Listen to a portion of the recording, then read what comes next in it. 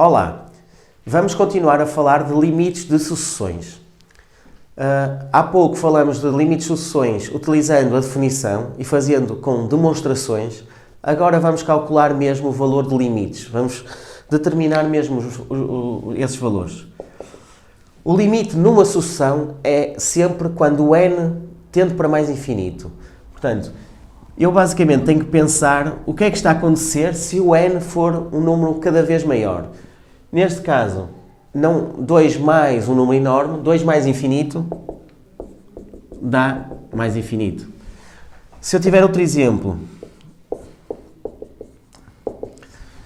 eu penso na mesma, o n é um número enorme, portanto eu tenho 4 a dividir por mais infinito.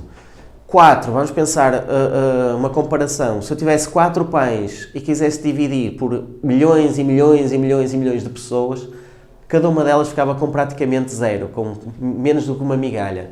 Portanto, 4 a dividir por mais infinito em limite, é zero. Portanto, quer num exemplo, quer noutro, isto não deu indeterminação. Eu consegui mesmo determinar o valor.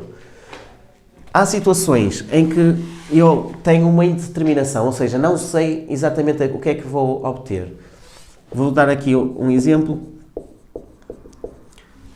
Neste caso, se eu pensar que o n é mais infinito mais 1 dá mais infinito, e no denominador também tenho 2 vezes infinito mais 3, também dá mais infinito. Ora bem, se eu dividir infinito por infinito, isto é inconclusivo. Neste momento eu não sei o que é que isto dá. Então como é que eu posso resolver uma fração com uma indeterminação infinito sobre infinito? Uma maneira relativamente simples é pôr em evidência o termo de maior grau. O termo de maior grau do numerador, que será o n, e o termo de maior grau do denominador, que será o 2n. No denominador eu posso optar por pôr o n em evidência ou por pôr o 2n em evidência. Neste caso, até seria mais prático pôr o n em evidência. O que é que me sobrava em cima? Ora bem, se eu punha o n em evidência, sobrava-me 1, e aqui eu tinha que pensar em alguma coisa que ao multiplicar por n fosse dar 1. Ora bem, se eu fizer n a multiplicar por 1 sobre n, isso é que vai dar 1. Em baixo, eu tenho que ter aqui, para dar 2n, tenho que ter um 2, e para dar 3, eu tenho que ter 3 sobre n. Agora, posso simplificar, porque isto já está fatorizado, já posso cortar os n's, e vou ficar com 1 mais 1 sobre n em cima, 2 mais 3 sobre n em baixo. 1 sobre n, quando o n é mais infinito, 1 sobre mais infinito vai dar 0, chama-se um infinitésimo, isto tende para 0. E em baixo, 3 sobre n também dá 0. Portanto, resposta final, 1 meio. Há um processo alternativo de resolver isto, que é trabalhar apenas com os termos de maior grau. E eu, para resolver este limite,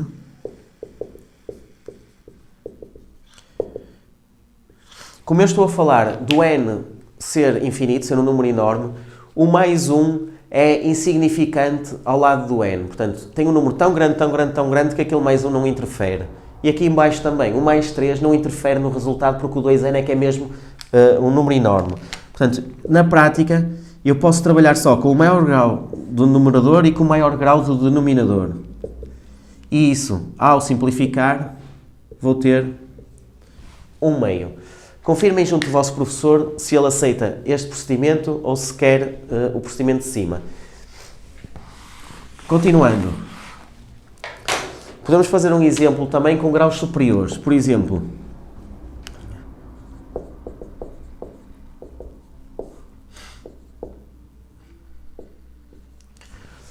se eu substituir o n por mais infinito, eu continuo a obter mais infinito em cima, mais infinito em baixo. É uma indeterminação. Vou utilizar então o processo de pôr em evidência o termo de maior grau. O termo de maior grau em cima é o n ao quadrado. O termo de maior grau em baixo é o n. Portanto, vou pensar o que é que me sobrará em cima se eu puser o n ao quadrado em evidência. Ora bem, daqui sobra 1, daqui sobra 4n sobre n ao quadrado, porque eu ao multiplicar vou acabar por cortar o n ao quadrado, e o 1 vai ficar 1 sobre n ao quadrado. Este aqui eu posso imediatamente simplificar, porque n sobre n ao quadrado posso cortar e fica apenas 4 sobre n. Em baixo, se puser o n em evidência, sobra 1 e o 3 fica sobre n. Ok, neste momento eu já tenho fatorizado, por isso já posso simplificar os n's. Um n em cima com um n em baixo. Então vou ficar com uma expressão mais simples e que se eu substituir o n por mais infinito, já não vou ter uma indeterminação. Ora bem, em cima vou ficar com mais infinito vezes 1, 4 sobre infinito é 0 e 1 sobre infinito é 0. Portanto, fico com mais infinito vezes 1. Em baixo fico com 1 mais 0 também. Portanto, resposta final, mais infinito vezes 1 a dividir por 1 dá mais infinito. Este é um método que é sempre igual nos polinómios. Agora, há outro tipo de indeterminações, nomeadamente indeterminações com raízes. Se eu tenho uma indeterminação com raízes, eu vou tentar livrar-me das raízes. Vou dar um exemplo.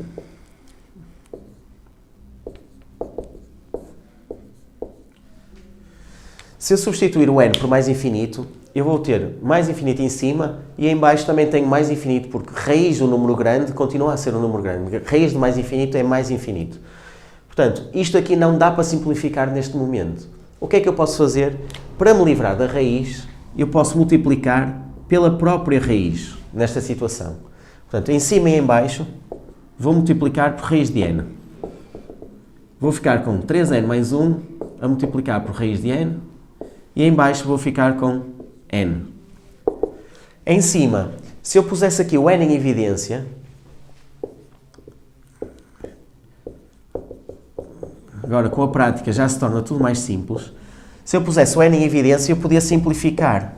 Isto era bom porque a indeterminação desaparecia. A minha resposta final, já vou agora substituir o n por infinito, vou ficar com 3 mais 1 sobre infinito é 0, portanto 3 mais 0 dá 3, e aqui raiz de mais infinito, como vocês sabem, é mais infinito. Deixou de ser indeterminação. Nesta situação eu livrei-me da raiz multiplicando por ela própria. Vamos agora a outro exemplo.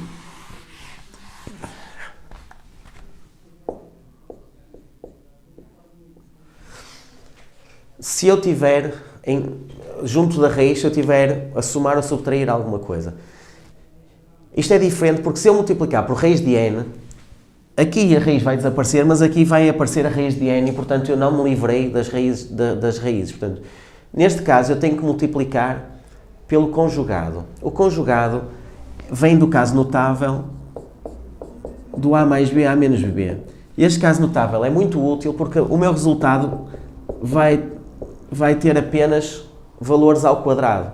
Portanto, qualquer raiz que eu aqui tenha, como fica ao quadrado, vai acabar por desaparecer. Portanto, o conjugado deste é exatamente trocar o sinal do meio. O conjugado deste será este. É sempre trocar o sinal do meio. Portanto, eu vou multiplicar aqui por raiz de n menos 4 e em cima também.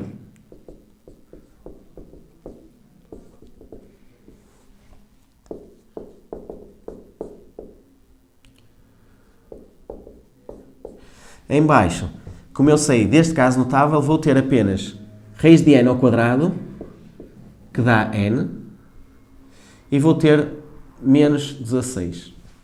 Ok, para simplificar, vou tornar a fazer o processo de há bocado, que é pôr o n em evidência em cima e em baixo.